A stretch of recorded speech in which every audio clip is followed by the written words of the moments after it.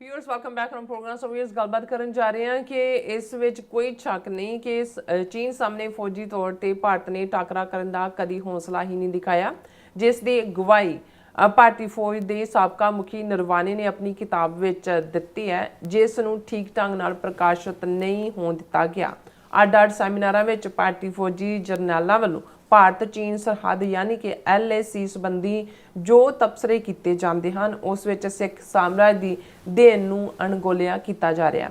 सो जिहड़ा महाराजा शेर सिंह की कमांड हेठ 1843 विच सिख अंपायर चीन के बादशाह और तिब्बत के दलाई लामे विचकार एक संधि हुई सी, जिस विच तिब्बत नूं बफर स्टेट मन्निया गया सी। इस बारे आपां गलबात करन जा रहे हैं। सो असीं चाहांगे कि तुसीं इसे तरह बने रहना, देखण सुन लिया लिखण लई तुहाडा सब दा बहुत धन्नवाद जी। डॉक्टर साहब की विचार ने? देखो, वैसे तो बहुत सारे झगड़े जिहड़े दुनिया के ਅੱਡ-ਅੱਡ महादीपां दे विच ਕੰਟੀਨੈਂਟਸ ਦੇ ਵਿੱਚ ਨੇ, ਉਹ ਇਹਨਾਂ ਯੂਰਪੀਅਨ ਪਾਵਰਸ ਦੀ ਮਿਸਚਿਫ ਵਾਲੀ शरारत वाली कॉलोनीअल मैप मेकिंग है। कोई लाइन इधर खिंची, उन्होंने इधर करता, अद्धे कबीले इधर तोड़ते, अदर उधर तोड़ दिते। सिख कौम भी उस मिसचिफ वाली कॉलोनीअल मैप मेकिंग का शिकार हुई।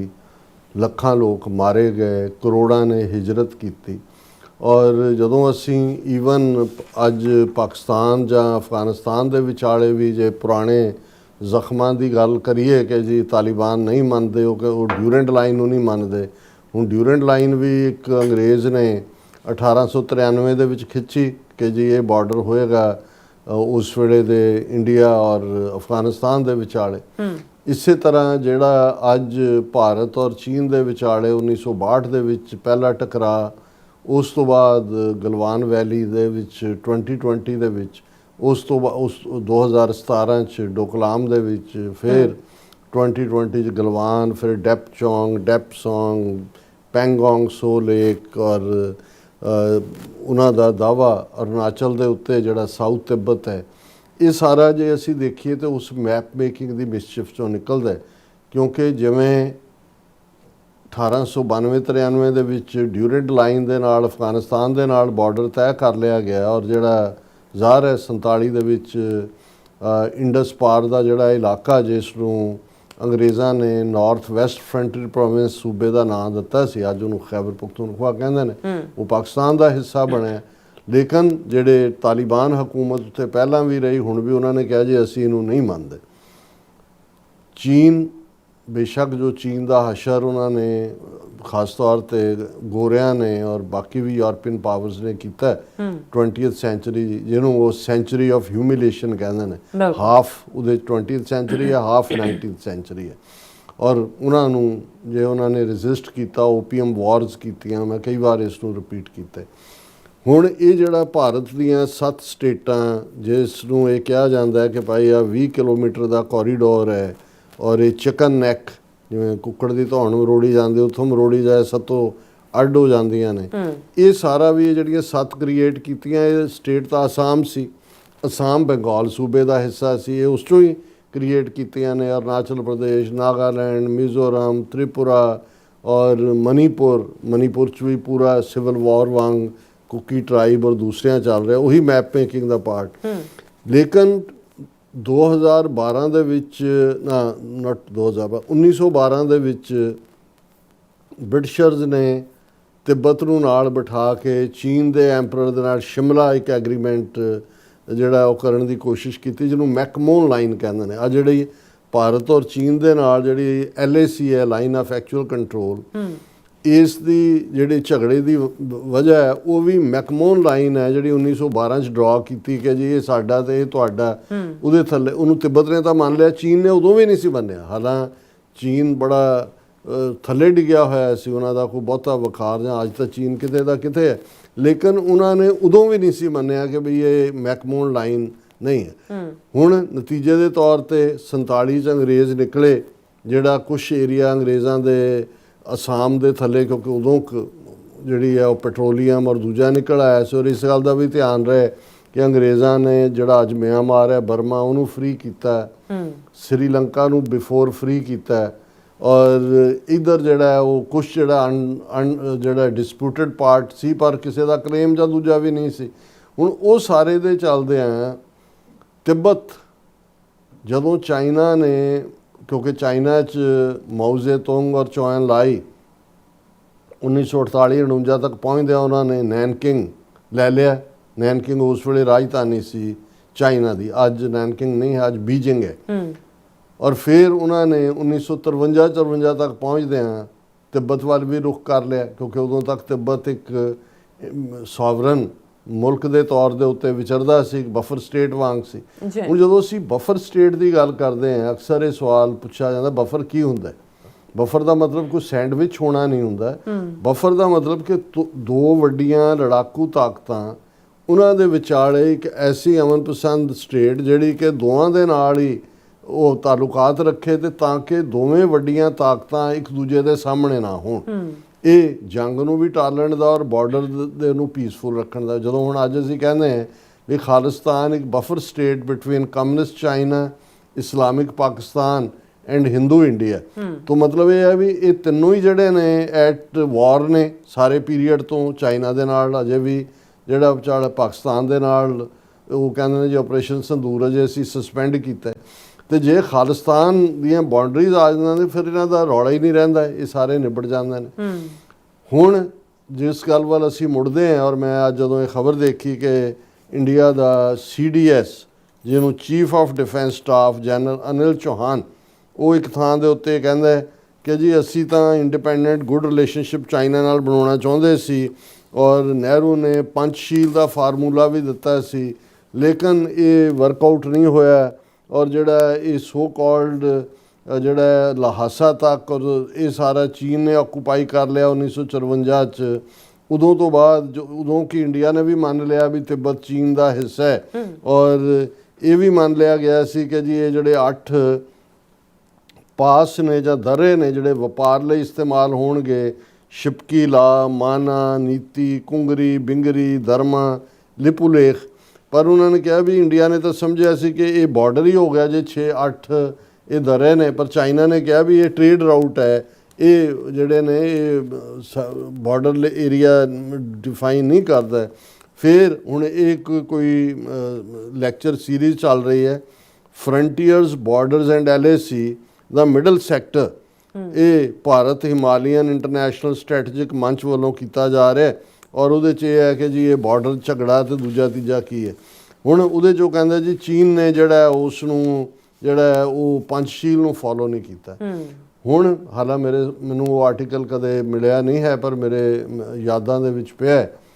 ਹੁਣ ਸਰ ਕਪੂਰ ਸਿੰਘ ਦਾ ਅਸੀਂ ਅਕਸਰ ਜ਼ਿਕਰ ਕਰਦੇ ਹਾਂ ਕਿ ਜਿਹੜੇ ਡਿਪਟੀ ਕਮਿਸ਼ਨਰ ਕਾਂਗੜਾ ਸਨ 1947 'ਚ, ਜਦੋਂ ਕਿ ਨਹਿਰੂ, ਪਟੇਲ ਔਰ ਚੰਦੂ ਲਾਲ ਤ੍ਰਿਵੇਦੀ ਨੇ ਸਰਕੂਲਰ ਜਾਰੀ ਕੀਤਾ ਸੀ ਕਿ Sikhs are a criminal tribe and a menace to the law abiding Hindus. ਉਹਨਾਂ ਨੇ ਪ੍ਰੋਟੈਸਟ ਕੀਤਾ, ਇਵੈਂਚੁਅਲੀ ਉਹਨਾਂ ਦੇ ਉੱਤੇ ਝੂਠਾ ਕਰਪਸ਼ਨ ਦਾ ਕੇਸ ਪਾ ਕੇ ਉਹਨਾਂ ਨੂੰ ਸਸਪੈਂਡ ਕਰਤਾ ਗਿਆ, ਬਿਨਾਂ ਪੈਨਸ਼ਨ ਤੋਂ ਡਿਸਮਿਸ ਹੋਏ, ਔਰ ਸੁਪਰੀਮ ਕੋਰਟ ਤੱਕ ਉਹਨਾਂ ਨੇ ਲੜਿਆ, ਪਰ ਕੇਸ ਮੁਲਕ ਹਿੰਦੂ ਕਾ ਰਾਜ ਤਿਕੜੀ ਕਾ ਗੁਰੂ ਰਾਖਾ ਪਾਈ ਸਿਕੜੇ ਕਾ। ਬਿਲਕੁਲ 1962 ਦੇ ਵਿੱਚ ਹੀ sir Kapur Singh member parliament ਬਣੇ ਲੁਧਿਆਣੇ ਤੋਂ, ਲੁਧਿਆਣਾ ਸੀਟ ਤੋਂ 1967 ਤੱਕ ਰਹੇ, ਬਾਅਦ ਦੇ ਵਿੱਚ MLA ਵੀ ਰਹੇ ਸਮਰਾਲਾ ਹਲਕੇ ਤੋਂ। 1962 ਅਕਤੂਬਰ ਦੇ ਵਿੱਚ ਮੋਸਟ ਲਾਈਕਲੀ ਚੀਨ ਨੇ ਅਟੈਕ ਕੀਤਾ ਭਾਰਤ ਦੇ ਨਾਲ, ਜਿਹੜੀ ਬਾਰਡਰ ਹੋਇਆ ਇਹ ਛੱਡ ਕੇ ਦੌੜ ਆਏ। ਉਹ ਨੇਫਾ ਨਾਰਥ ਈਸਟ ਫਰੰਟੀਅਰ ਏਜੰਸੀ ਜਿਹਨੂੰ ਅੱਜ ਅਰੁਣਾਚਲ ਕਹਿੰਦੇ ਨੇ, ਉਹ ਖਾਲੀ ਕਰਤਾ, ਔਰ 38,000 ਸਕੁਅਰ ਕਿਲੋਮੀਟਰ ਟੈਰੀਟੋਰੀ ਜਿਹੜੀ ਹੈ ਲਦਾਖ ਔਰ ਉਸ ਖਿੱਤੇ ਦੇ ਵਿੱਚ ਉਹ ਸਰੈਂਡਰ ਕੀਤੀ। ਚੀਨ ਨੇ ਯੂਨੀਲੈਟਰਲ ਜਿਹੜਾ ਉਹ ਸੀਜ਼ਫਾਇਰ ਐਲਾਨ ਕੀਤਾ, ਅਦਰਵਾਈਜ਼ ਚੀਨ ਉੱਤਰ ਕੇ ਦਿੱਲੀ ਤੱਕ ਵੀ ਆ ਜਾਂਦਾ ਹੈ ਤਾਂ ਉਹਨੂੰ ਕੋਈ ਰੋਕਣ ਵਾਲਾ ਨਹੀਂ ਸੀ, ਸਭ ਪੋਸਟਾਂ ਖਾਲੀ ਕਰਕੇ ਦੌੜ ਰਹੇ ਸੀ। ਹੁਣ sir Kapur Singh member parliament ਸੀ, ਉਹਨਾਂ ਨੇ ਖਲੋ ਕੇ ਨਹਿਰੂ ਨੂੰ ਚੈਲੰਜ ਕੀਤਾ ਕਿ ਜੋ ਕੁਝ ਹੋ ਰਿਹਾ ਹੈ ਇਹਦੇ ਲਈ ਤੁਹਾਡੀ ਹਕੂਮਤ ਜ਼ਿੰਮੇਵਾਰ ਹੈ, ਔਰ ਸਰ ਕਪੂਰ ਸਿੰਘ ਹੋਰਾਂ ਨੇ ਇਹ ਕੋਟ ਕੀਤਾ, ਉਹਨਾਂ ਨੇ ਕਿਤੇ ਆਰਟੀਕਲ 'ਚ ਵੀ ਲਿਖਿਆ। ਹੁਣ ਇਹ ਜਿਹੜਾ ਕਸ਼ਮੀਰ ਹੈ ਸਾਰਾ ਸਣੇ ਲਦਾਖ ਦੇ, ਇਹ ਸਿੱਖ ਰਾਜ ਦੇ ਵੇਲੇ ਜਿਹੜਾ ਹੈ, ਹਾਲਾਂਕਿ ਅਫਗਾਨਿਸਤਾਨ ਨੇ ਆਪਣਾ ਇਹਨੂੰ ਪ੍ਰੋਵਿੰਸ ਬਣਾਇਆ ਹੋਇਆ ਸੀ ਅਬਦਾਲੀ ਦੇ ਜ਼ਮਾਨੇ 'ਚ, ਉਹਨਾਂ ਤੋਂ ਲਿਆ। ਗਿਲਗਿਤ ਬਾਲਸਤਾਨ ਇਹ ਸਾਰਾ ਸਿੱਖ ਜਰਨੈਲ ਜ਼ੋਰਾਵਰ ਸਿੰਘ ਦੇ ਵੇਲੇ ਫਤਹ ਕੀਤਾ ਗਿਆ। ਤਿੱਬਤ ਤੱਕ ਪਹੁੰਚ ਗਏ। ਤਿੱਬਤ ਦੀ ਰਾਜਧਾਨੀ ਲਹਾਸਾ ਸੀ। ਔਰ ਉਦੋਂ 1843 ਦੇ ਵਿੱਚ ਜਿਹੜੀ ਹੈ ਇੱਕ ਟ੍ਰੀਟੀ ਫਿਰ ਸਾਈਨ ਹੋਈ। ਬਾਅਦ ਜਨਰਲ ਜ਼ੋਰਾਵਰ ਸਿੰਘ ਮਾਰਿਆ ਵੀ ਗਿਆ ਔਰ ਸਾਰਕ ਸਾਹਿਬ ਨੇ ਕਿਹਾ ਸੀ ਕਿ ਵੀ ਮੈਂ ਉਹ ਟ੍ਰੀਟੀ ਖੁਦ ਨੈਸ਼ਨਲ ਆਰਕਾਈਵਸ ਦਿੱਲੀ ਦੇ ਵਿੱਚ ਦੇਖੀ ਹੋਈ ਹੈ। ਹੁਣ ਉਸ ਟ੍ਰੀਟੀ ਦੇ ਵਿੱਚ ਇਹ ਸੀ ਕਿ ਸਿੱਖ ਰਾਜ ਚਾਈਨਾ, ਐਂਪਰਰ ਆਫ ਚਾਈਨਾ, ਔਰ ਚਿੱਠੀ ਸਰਕਾਰੇ ਖਾਲਸਾ ਜੀਓ ਜਿਹੜੀ ਟ੍ਰੀਟੀ ਹੈ, ਔਰ ਦਲਾਈ ਲਾਮਾ ਆਫ ਤਿੱਬਤ, ਟ੍ਰਾਈਪਾਰਟਾਈਟ ਟ੍ਰੀਟੀ ਉਹਨਾਂ ਨੇ ਕਿਹਾ, 3 ਪੱਖੀ। ਔਰ ਉਹਦੇ 'ਚ ਫੈਸਲਾ ਹੋਇਆ ਸੀ ਕਿ ਭਾਈ ਤਿੱਬਤ ਇੱਕ ਬਫਰ ਹੋਏਗਾ ਬਿਟਵੀਨ ਸਰਕਾਰੇ ਖਾਲਸਾ ਜੀਓ ਜਿਹੜੀ ਸਿੱਖ ਰਾਜ ਦੀਆਂ ਬਾਉਂਡਰੀਜ਼ ਨੇ ਜਿਹੜੀਆਂ ਲਦਾਖ ਔਰ ਉੱਥੋਂ ਤੱਕ, ਔਰ ਬਿਟਵੀਨ ਚਾਈਨਾ। ਔਰ ਸਰ ਸਾਹਿਬ ਨੇ ਕਿਹਾ ਕਿ ਵੀ ਜੇ ਇਸ ਟ੍ਰੀਟੀ ਨੂੰ ਜਿਹੜਾ ਇੰਪਲੀਮੈਂਟ ਉਹਦੀ ਸਪਿਰਿਟ ਨੂੰ ਕਰਵਾਇਆ ਜਾਂਦਾ ਵੀ ਅੰਗਰੇਜ਼ਾਂ ਦੇ ਵੇਲੇ ਤਾਂ ਵਿਦਆਊਟ ਸੇਇੰਗ ਇਹ ਚੱਲ ਹੀ ਰਿਹਾ ਸੀ। ਤਿੱਬਤ ਜਿਹੜਾ ਚੀਨ ਦਾ ਇਨਫਲੂਐਂਸ ਵੀ ਕਬੂਲ ਰਿਹਾ ਸੀ ਤੇ ਹਾਲਾਂਕਿ ਕੋਈ ਚੀਨ ਦਾ ਹਿੱਸਾ ਨਹੀਂ, ਚੀਨ ਉਦੋਂ ਵੀ ਤਿੱਬਤ ਨੂੰ ਆਪਣਾ ਹਿੱਸਾ ਮੰਨਦਾ ਸੀ। ਪਰ ਤਾਂ ਉਹਨਾਂ ਨੇ ਕਿਹਾ ਵੀ ਅੱਜ ਇਹ ਸਟੇਜ ਨਾ ਆਉਂਦੀ ਜਦੋਂ ਇੰਡੀਆ ਨੇ ਚਾਈਨਾ ਦੀ ਜਿਹੜੀ ਹੈ ਉਹ ਮੰਨ ਲਈ ਕਿ ਵੀ ਉਹ ਤਿੱਬਤ ਉਹਦਾ ਹਿੱਸਾ ਹੈ, ਤਾਂ ਉਸ ਤੋਂ ਬਾਅਦ ਉਹ ਤਿੱਬਤ ਤੋਂ ਨਿਕਲ ਕੇ ਆ ਗਏ ਹੁਣ ਕਿ ਵੀ ਦਿਓ ਇਹਨਾਂ ਨੂੰ। ਹੁਣ ਉਹ ਅਰੁਣਾਚਲ ਵੀ ਦਿਓ ਤੇ ਉਹਨਾਂ ਨੂੰ ਲਦਾਖ ਵੀ ਦਿਓ, ਕਿਉਂਕਿ ਉਹਨਾਂ ਨੇ ਉਸ ਨੂੰ 5 ਫਿੰਗਰਸ ਜਿਵੇਂ ਮਾਓ ਜ਼ੇਤੁੰਗ ਕਹਿੰਦਾ ਸੀ। ਔਰ ਇਹ ਗੱਲ ਕੱਲੀ ਇੱਥੋਂ ਤੱਕ ਮਹਿਦੂਦ ਨਹੀਂ ਹੈ ਕਿ ਵੀ ਇਹ ਸਿੱਖ ਰਾਜ ਦਾ ਰਿਹਾ। ਅਸੀਂ ਸ਼ਾਇਦ ਰਾਜਮੋਹਨ ਗਾਂਧੀ ਪੋਤਾ ਹੈ, ਉਹਨੇ ਕਿਤੇ ਮੈਂਸ਼ਨ ਕੀਤਾ, ਔਰ ਇੱਕ ਪੰਜਾਬੀ ਯੂਨੀਵਰਸਿਟੀ ਦੇ ਰਿਟਾਇਰ ਪ੍ਰੋਫੈਸਰ ਹਰਪਾਲ ਸਿੰਘ ਪੰਨੂ ਹੋਰਾਂ ਨੇ ਵੀ ਕਿਤੇ ਕਿਹਾ ਕਿ ਜਦੋਂ ਵਾਜਪਾਈ ਮੁਰਾਰਜੀ ਦੇਸਾਈ ਦੀ ਕੈਬਨਿਟ ਦੇ ਵਿੱਚ ਫੋਰਨ ਮਿਨਿਸਟਰ ਬਣਿਆ ਔਰ ਚਾਈਨਾ ਗਿਆ, ਉਹਨਾਂ ਨੇ ਕਿਹਾ ਕਿ ਜੀ ਅਸੀਂ ਤਿੱਬਤ ਨੂੰ ਤਾਂ ਮੰਨਦੇ ਹੀ ਹਾਂ ਚੀਨ ਦਾ ਹਿੱਸਾ, ਲੇਕਿਨ ਇਹ ਜਿਹੜਾ ਬਾਕੀ ਬਾਰਡਰ ਹੈ ਲਦਾਖ ਔਰ ਦੂਸਰੇ ਦਾ, ਇਹਦੇ ਤੇ ਗੱਲਬਾਤ ਕਰ ਲਈਏ।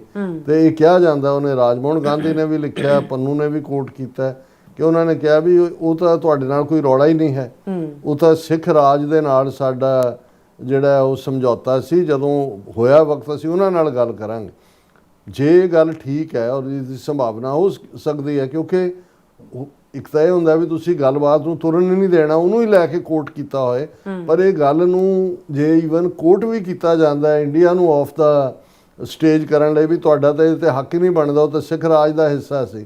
ਲੇਕਿਨ ਇੱਕ ਗੱਲ ਜ਼ਾਹਰ ਹੈ ਕਿ ਸਰ ਕਪੂਰ ਸਿੰਘ ਹੋਰਾਂ ਨੇ ਉਸ ਟ੍ਰੀਟੀ ਦਾ ਹਵਾਲਾ ਦੇ ਕੇ ਨਹਿਰੂ ਨੂੰ ਕਿਹਾ ਵੀ ਤੁਸੀਂ ਮੁਲਕ ਦੇ ਨਾਲ ਗੱਦਾਰੀ ਕੀਤੀ ਹੈ, ਤੁਸੀਂ ਇਸ ਟ੍ਰੀਟੀ ਨੂੰ ਫੋਲੋ ਨਹੀਂ ਕੀਤਾ। ਸੋ ਮੈਂ ਸਮਝਦਾ ਵੀ ਜਦੋਂ ਵੀ China Bharat border clash, north east ਦੀਆਂ ਸਟੇਟਾਂ ਦੀ ਗੱਲ ਹੁੰਦੀ ਹੈ, ਤੁਸੀਂ ਸਿੱਖ ਫੈਕਟਰ ਨੂੰ ਕਿਵੇਂ ਇਗਨੋਰ ਕਰ ਸਕਦੇ ਹੋ।